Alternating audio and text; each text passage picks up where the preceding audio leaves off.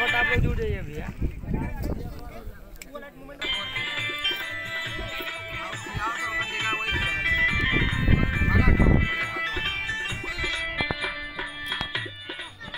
अच्छा फटाफट जुड़ जाइए आप लोग। देखिए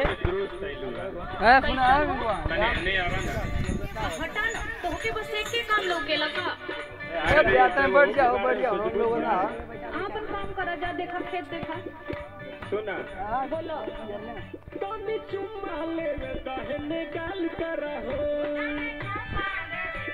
हटता कि ना तो दिमाग खराब करेला थोड़ा सा हटा इज्जत के ख्याल करा हो।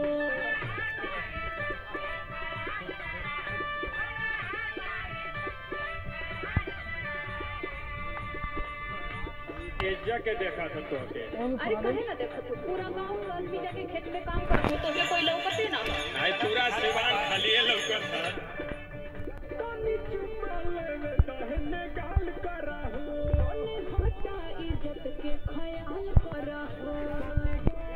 देखा जुगाड़ गोरी हम तो तेल गमछा से